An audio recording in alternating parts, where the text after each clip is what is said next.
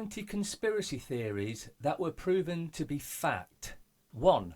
The Gulf of Tonkin. Now, the links are in the description for this whole set if you want to read it yourself. But we'll start with 1. The Gulf of Tonkin. The Gulf of Tonkin incident, a major escalation of US involvement in the Vietnam War, never actually happened. It's true.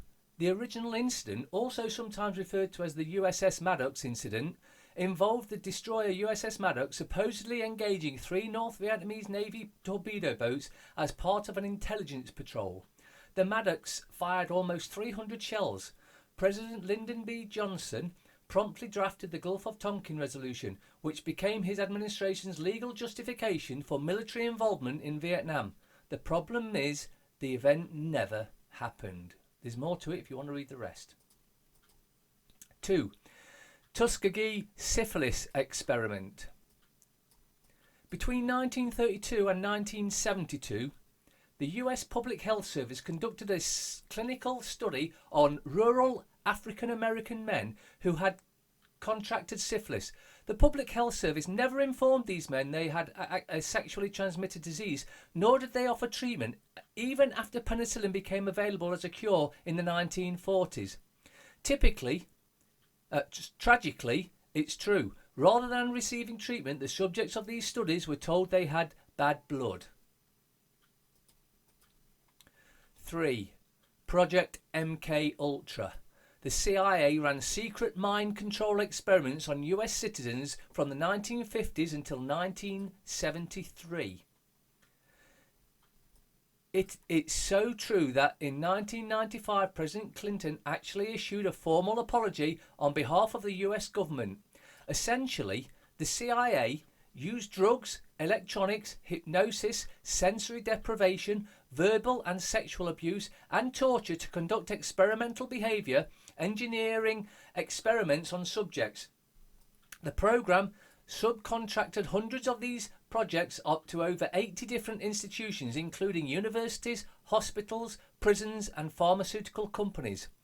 Most of this was uncovered in 1977 when a Freedom of Information Act exposed 20,000 previously classified documents and triggered a series of Senate hearings. Because CIA Director Richard Helms had most of the more damning MKUltra files destroyed in 1973, much of what actually occurred during these experiments is still unknown, and of course, not a single person was brought to justice. Worth pointing out, there is growing evidence that Theodore Kaczynski, otherwise known as the Unabomber, was a subject of Project MKUltra while he was at Harvard in the late 50s. Operation Northwoods 4. The Joint Chiefs of Staff of the US military drew up and approved plans to create acts of terrorism on US soil in order to sway the American public into supporting a war against Cuba. They'd never do that to their own, you say. It's true, and the documents are out there. Fortunately, President Kennedy rejected the plan, which included innocent Americans being shot dead on the streets, boats carrying refugees fleeing Cuba to be sunk on the high seas, a wave of violent terrorism to be launched in Washington, D.C., Miami and elsewhere, people being framed for bombings they did not commit, World Trade Center towers, for early 90s they did that, and planes being hijacked. Additionally, the Joint Chiefs of Staff led a chairman, Lyman Lemnitzer, planned to fabricate evidence that would implicate Fidel Castro and Cuban refugees as the perpetrators of the attacks. Perhaps most horrifyingly, Lemnitzer planned for an elaborately staged incident whereby a Cuban aircraft would attack and shoot down a plane full of college students. Again, you want to read the full story? Links are in the description. 5. CIA drug trafficking. Crack plague's roots are in Nicaragua war. During the 1980s, the CIA facilitated the sale of cocaine to the Crips and the Bloods street gangs of Los Angeles and funneled millions in drug profits to the Latin American guerrilla war. It's convoluted and complex, but it's true. Gary Webb's book, Dark Alliance, The CIA, the Contras and the crack cocaine explosion outlines how CIA-backed Contras smuggled cocaine into the US and then distributed it crack to Los Angeles gangs pocketing the profits. The CIA directly aided the drug dealers to raise money for the Contras. This drug network, Webb wrote in a 1996 San Jose Mercury News article, opened the first pipeline between Colombia's cocaine cartels and the black neighborhoods of Los Angeles, a city now known as the crack capital of the world. The cocaine that flooded in helped spark a crack explosion in urban America and provided the cash and connections needed for LA's gangs to buy automatic weapons. Worth pointing out, on December 10th, 2004, Webb committed suicide under suspicious circumstances, namely the fact that he used 2 bullets to shoot himself in the head. In other words, he was suicided.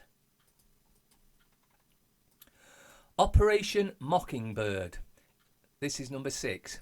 In the late 1940s, as the Cold War was just getting underway, the CIA launched a top-secret project called Operation Mockingbird. The goal was to buy influence and control among the many media outlets. They also planned to put journalists and reporters directly on the CIA payroll, which some claim is ongoing to this day. The architects of the plan were Frank Wisner, Alan Dulles, Richard Helms and Philip Graham, publisher of the Washington Post, who planned to enlist American news organizations and journalists to basically become spies and propagandists.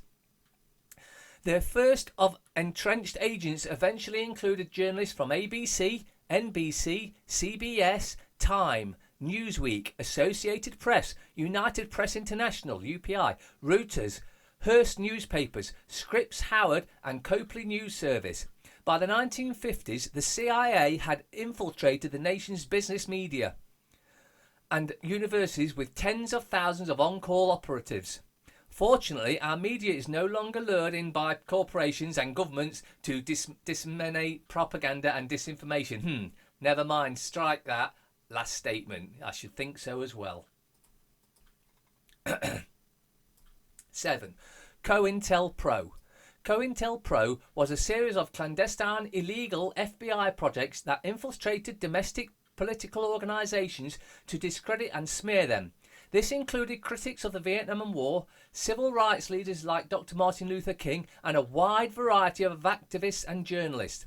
The acts committed against them included psychological warfare, slander using forged documents and false reports in the media, harassment, wrongful imprisonment, and, according to some, intimidation and possibly violence and assassination.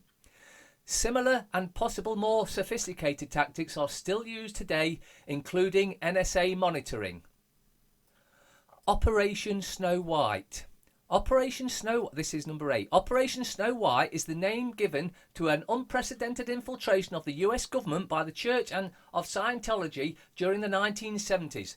They stole classified government files regarding Scientology from dozens of government agencies. In 1977, the FBI finally cracked down Snow White open, which led to the arrest and imprisonment of senior church official.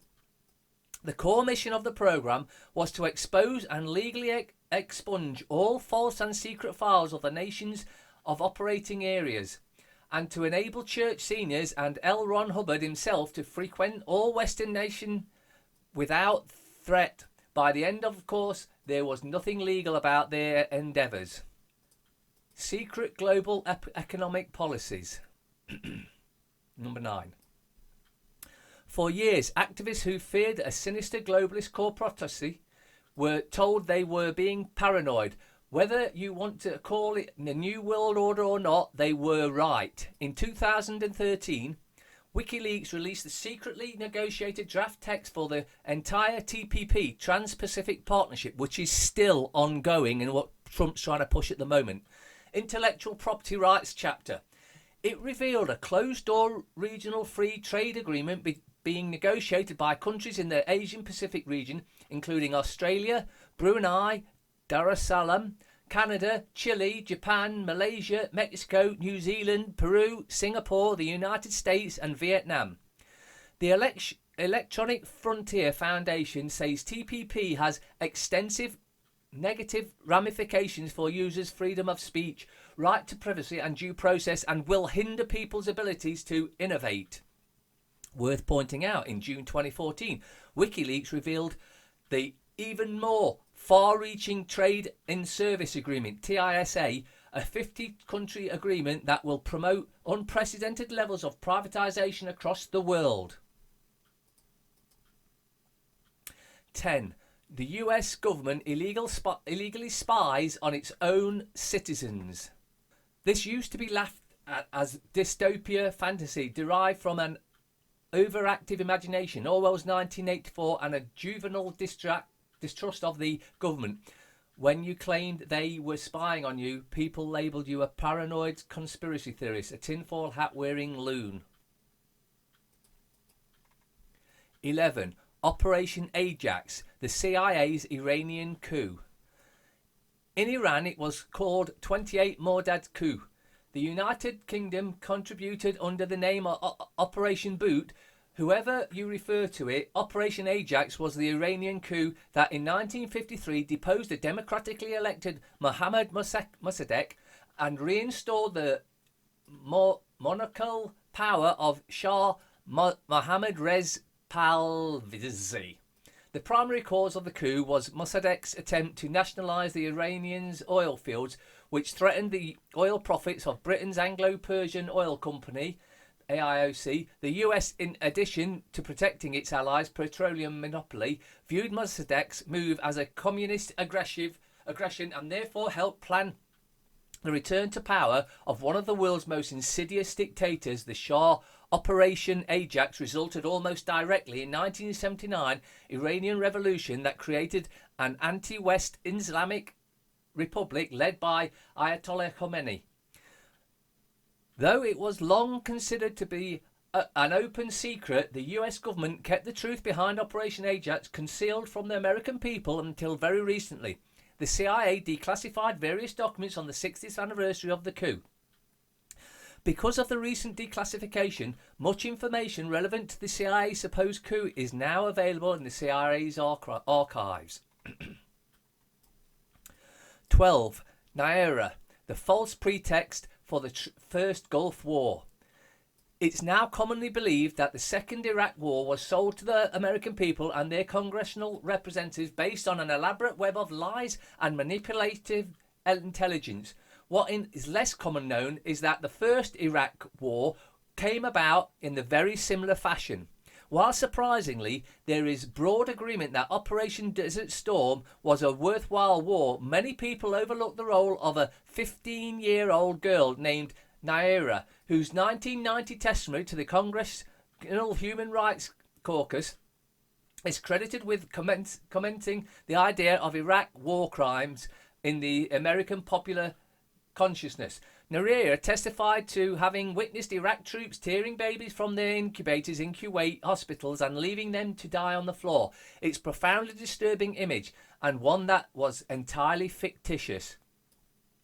After a lengthy investigation, Amnesty International and other independent watchdog groups discovered that the situation described by Naira was fabricated by a PR firm named Hill and Knowlton, the largest in the world at the time, which was hired by the group Citizens for a Free Kuwait in order to create propaganda that would galvanise pro-war sentiment. The man overseeing the campaign was Bush political confidant Craig Fuller. This first was a massive project utilising 119 H&K executives and in 12 offices across the United States, and even involved casting Naira, who turned out to be Naira al-Sabah, daughter of Saudi bin Nasser al-Sabah, Kuwait ambassador to the United States. The Justice Department, which could have investigated the entire effort under the Foreign Against Restrictions Act, turned a blind eye, allowing the Bush administration to pull the massive COINTELPRO job. 13. Operation Paperclip. Originally called Operation Overcast, Operation Paperclip was the code name of the secret American plan to conscript Nazi scientists into the US intelligence service at the end of World War II.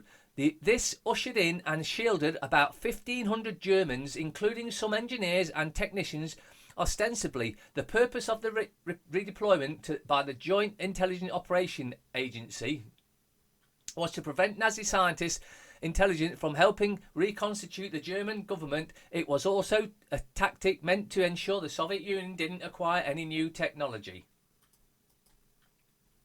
14. Operation Gladio, anti-communist false flag in Italy. Operation Gladio was the post-World War II love child of a CIA, NATO, MI6 plot to battle communism in Italy. The operation lasted 2 decades and used CIA-created stay-behind networks as part of a strategy of tension that coordinated multiple terrorist attacks from the late 1960s to the early 80s. Authority blamed these attacks on Marxist and other left-wing political opponents in order to stigmatize and condemn communism. The operation involved multiple bombings that killed hundreds of innocent people, including children. The most notable attack was August 2nd, 1980, bombing of the Bulgar train station, which killed 85. In an anti-media piece written about 5 confirmed false flag operations, which includes Operation Gladio, I wrote, "How do we know about Operation Gladio in spite of its incredibly clandestine nature?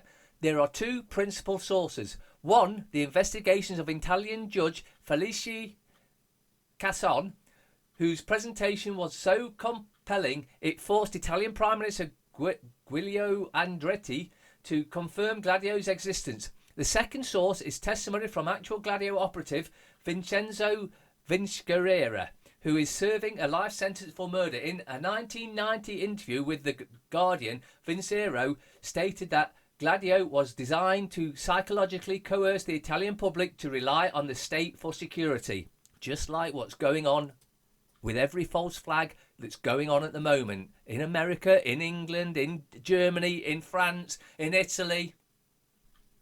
15. Government uses insect and rodent drones to spy. It's somewhat of a cliche to jokingly refer to surrounding insect or bird as a clandestine spy developed by government to watch you. While we lack certain specifics of the ubiquity of the technology, we know definitely that the government has the technology to surveil citizens using insects and other small animals, and they use this technology in military applications.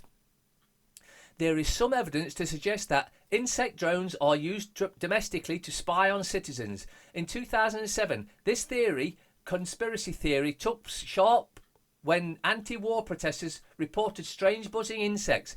Written off as tinfoil material, officials dismissed the suggestion that government used insect drones to spy.